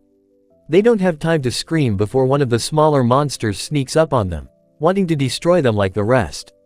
Gong Wu saves the reporters by quickly running up and attacking the monster, which leaves the men incredibly surprised. The guy asks the reporters to keep what he saw a secret, and then turns away to leave the scene. Meanwhile, the guards can barely cope with the onslaught of monsters. They can only wait for reinforcements. Gong Wu comes to their aid, going straight for the monsters. Blow after blow, Gong Wu crushes the monsters right before the eyes of the practically powerless guards, but there is no time to hesitate, because the shadow is becoming stronger and stronger. The guy tries to dodge attacks, simultaneously destroying monsters that he meets on the way, while at the same time, Si Hong, who has come to his senses, is already giving commands to the warriors. Si Hong also tells Gong Wu to keep fighting, and in order to save civilians, the man is willing to cooperate even with Gong Wu, despite the fact that he is a suspect. Gon realizes that he doesn't have much time left before the skill wears off, so he decides to quickly destroy the boss. The guy uses invisibility. Thanks to shadow he can't be attacked, but after that the monster uses an electric shock. With less and less time and energy, Gong Wu realizes that he has only one option: to strike the decisive blow as soon as possible. But the guy gets hit by the shadow of Tartaro's attack, his health drops to 0, after which he gets a short-term state of invincibility and the ability to use crushing blow. The guy decides to attack as soon as possible, pointing his dagger at Tartaro's shadow to deal with it as soon as possible. Gong Wu's dagger hits the stone on Shadow's crown, and just like last time, the monster is destroyed.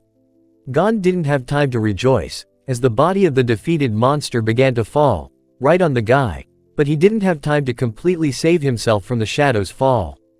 Unable to escape the monster's falling body, Gong Wu falls to the ground, right at the feet of the people fighting the monsters below. The fall causes great damage to the guy. He manages to survive, but his condition is really serious. At this time Shi Hong comes up to him. Si Hong immediately plans to arrest Gong Wu for violating the exceptional hunter law. It seems that Gong Wu is in a hopeless situation. The guards receive an order to detain him. The guy is surrounded, but help comes at the last moment. The hunter's attention is distracted by smoke bombs, and a female silhouette appears from a cloud of smoke. Gong Wu's savior turns out to be Se Young. The girl introduces herself as Gong Wu's future wife. The guy does not understand how she found out about his location, but Se Young tracked him down through the messages he sent. Si Hong tries to find out from the girl if she is really trying to save Gong Wu and threatens to capture her, but the girl acts quite confidently. Si Hong decides not to give the guards the order, because he understands that catching treasure hunters is not so easy, but Se Young decides to show what she is capable of. Si Hong advises Gong Wu to surrender himself, telling him that the girl is clearly not on his side, but these words only anger the guy. Se Yan convinces Gun Wu that Si Hoon cannot be trusted, then turns to the man himself, calling him Guanriok's pawn. The words about Guanriok, as well as many other things, puzzle Gun Wu. He finds himself between two fires, not understanding whose side he should take. Before Gong can give his answer, a helicopter suddenly appears in the sky, and Shi Hong immediately gives the command to attack. Se Young ties up the enemies and uses smoke bombs to escape, taking Gun Wu with her, angry that the guy even entertained the idea that Si Hoon might be right. The girl puts on special equipment on herself, and then on Gun Wu, after which she uses a grappling hook. Clinging to the helicopter, they leave the scene, while Si Hong, who was unable to prevent the escape, continues to try to convince Gong Wu that he is making a mistake.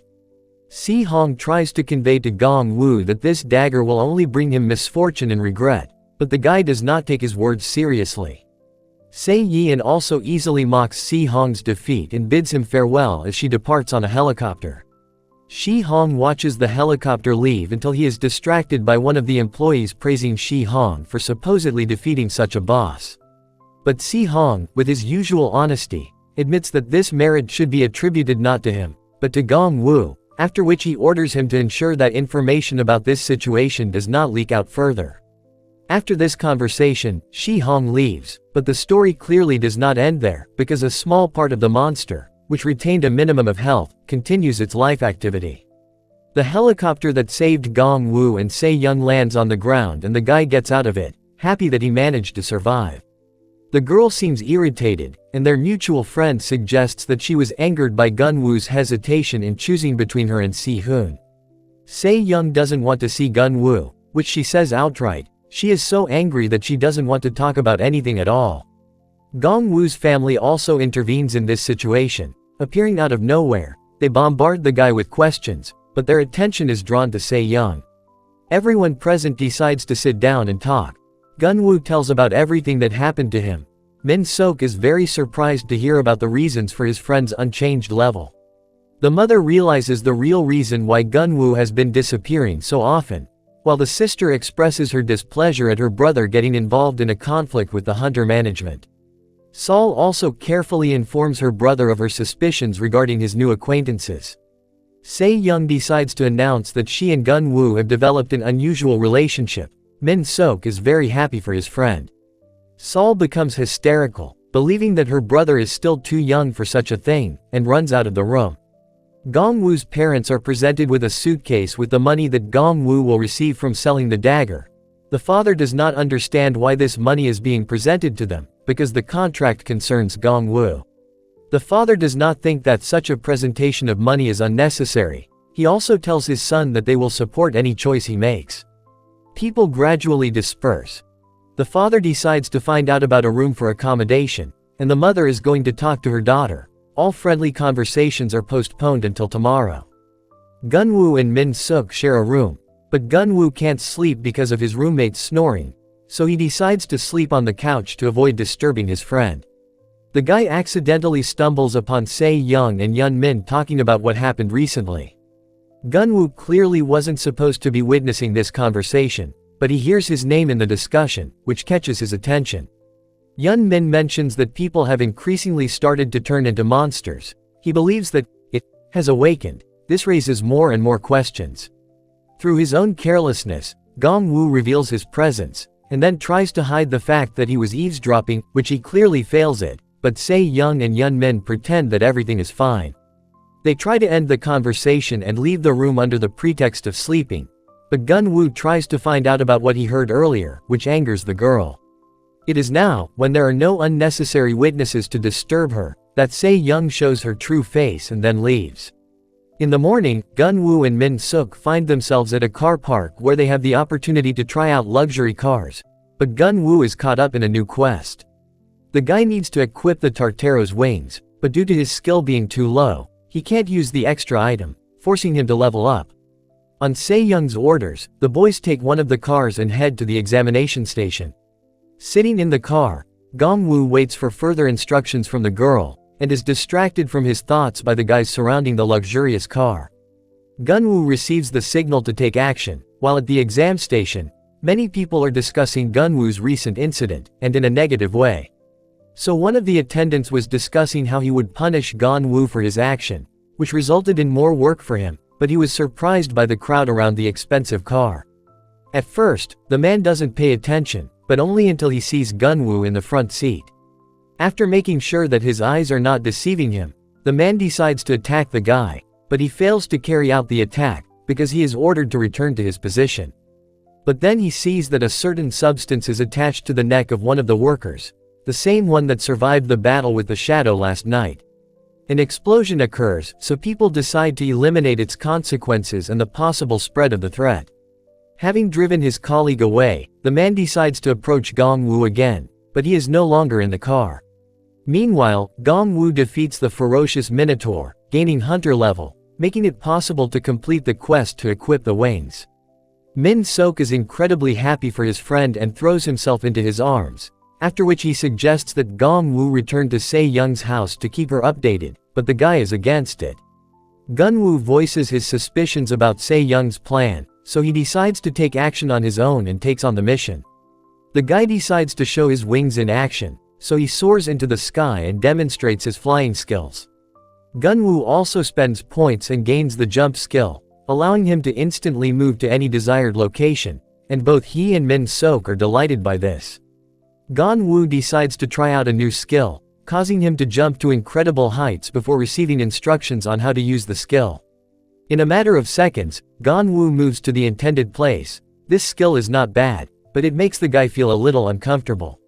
Soon, Gunwoo receives his next mission related to his new skill, but his peace is disturbed by people who want to kill him.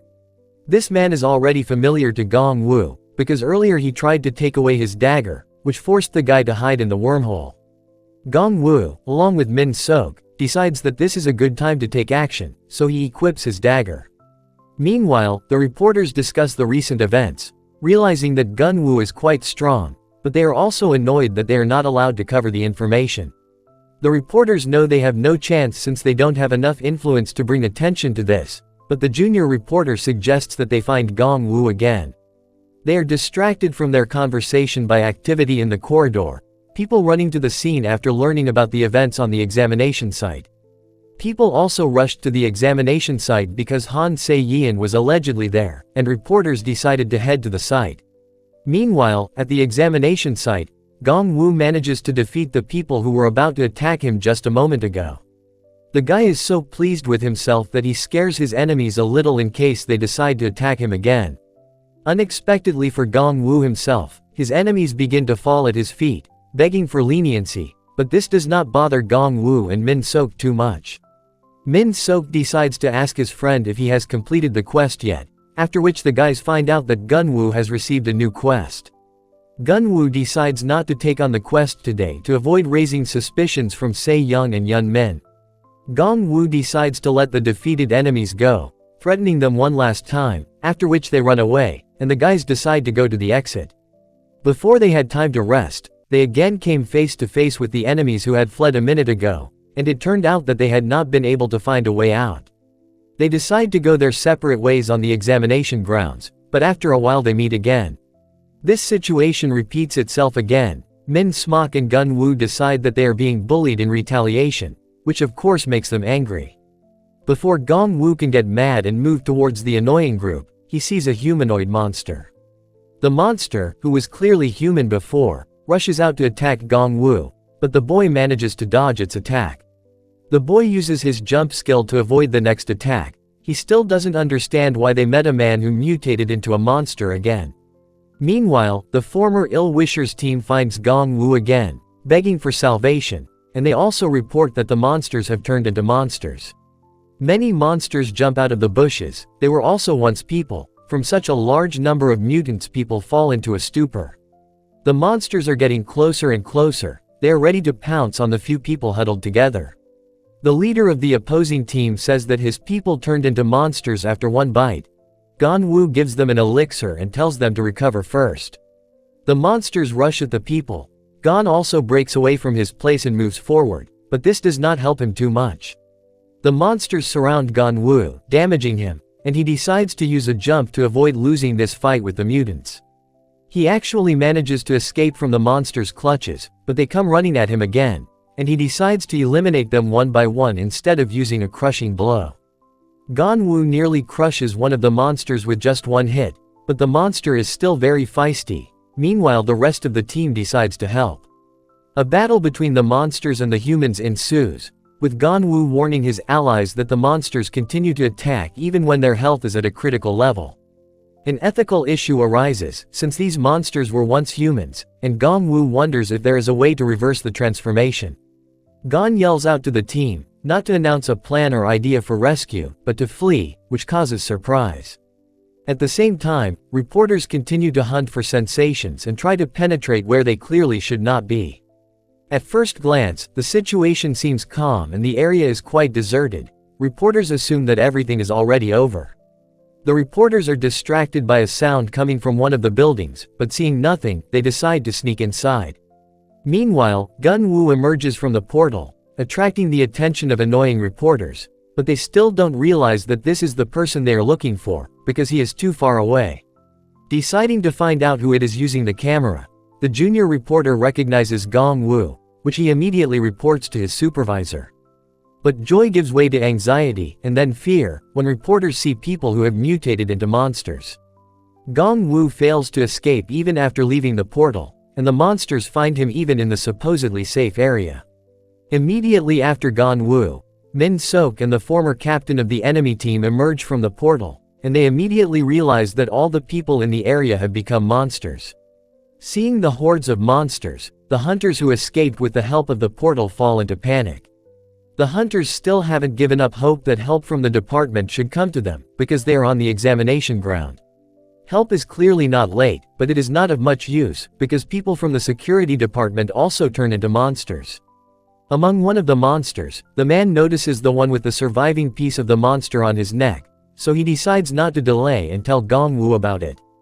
Gong Wu needs to check his neck to confirm the man's words, so he uses a leap to get closer to the person he needs to. Moving right behind the monster, the guy sees that the blackest slime is actually on his neck. Finding slime on the monster's neck, Gon decides to eliminate it immediately. With one blow he breaks the formation, which leads to a decrease in the pontiff's strength. The monster screams loudly. The guy tries to understand if he managed to eliminate the problem. Gong Wu was almost attacked by one of the mutated warriors of the Hunter Security Department, but the guy managed to escape. After dodging the attack, Gon notices that the other monster has the same slime on its neck, so he decides to destroy it immediately. After the bead on the neck is destroyed, the second monster also falls down, exhausted. Realizing what's going on, Gong Wu tells the team to aim at the black formations on the monsters' necks. They notice that after destroying the black slime on their necks, the monsters turn into humans, which gives them a plan. The team does as Gong Wu tells them, and the guy notices a sealed pantheon, presumably the boss. Having absorbed the energy that was released when the slime was destroyed, the monster moves to a new level, becoming stronger.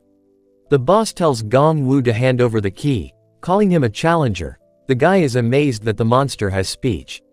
He can't figure out whether the person in front of him is a monster or a human, so he decides to ask what key the boss is talking about. The monster only repeats its demand without explaining anything, which angers Gong Wu. The conversations irritate the monster, so it decides to start a battle. The boss summons demonic death warriors. Gong Wu throws them into battle. Min Sok decides to take the rescued people to a safe place. The guy engages in battle with the death warrior, but he fails to inflict damage, after which Gong Wu is surrounded by monsters, dealing blow after blow. With Gong Wu's health down to 0, the monsters turn on the rest of the team, but Gong Wu prevents them from reaching his people. Having learned from his previous attack, Gong Wu realizes that these monsters do not have anything like a material body, which is why he needs to change his plan a little.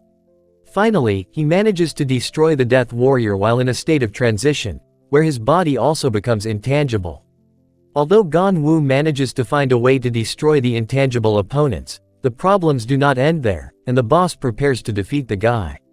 The monster strikes. Gong Wu is confident in his strength and thinks that he can easily defeat the boss, but suddenly the people feel a strong headache, everyone except Gong Wu. But this does not last too long, after which the guy's head is also pierced by pain, so strong that he falls to his knees. Gong Wu finds himself in a strange, foggy place. Looking around, he sees a figure approaching him. He recognizes Choi, who is angry that the guy killed him and continued to live peacefully. Gong Wu fearfully equips a dagger, but Choi is not afraid. Choi begins to strike Gong Wu, but instead of taking damage, the boy awakens, still seeing the monster in front of him. It turns out that the cause of the illusion that Gong Wu saw was the pontiff's bead, which has now been destroyed with the help of Sei Yan, who came to the rescue. Happy that the girl came to his aid, Gong Wu rushes to hug her, but Sei Young is against such closeness, which is why she pushes the guy away. Gong Wu says that he was worried that Sei Young might have turned too, to which the girl only calls him an idiot. They also notice that the hunters who were suffering from pain have already woken up. This surprises not only the people but also the boss, after which he started talking about a certain isolated contender. Not wanting to talk to the monster, Sei Young rushes at him with an attack, but the boss blocks her, which the girl certainly did not expect. While Sei Yan is confused due to the monster managing to escape her attack, Gong Wu uses Blink to get closer to the boss's back. Gong Wu immediately attacks, dealing damage, but it's not too much. This turn of events clearly angers the sealed pontiff, who launches a multi-pronged attack aimed directly at the people. Gong Wu immediately uses concealment and grabs Sei Yan, immediately using jump to avoid the attack. They succeed. Sei Young clearly didn't expect such an action, but, changing the subject, she draws attention to Gong Wu's wings. While Gong Wu tries to justify himself to the girl, she immediately pushes him to show up, and that's what happens. The sealed pontiff notices him. The monster attacks Gong Wu, but he reacts with enough speed and manages to dodge. Slightly distracted, the guy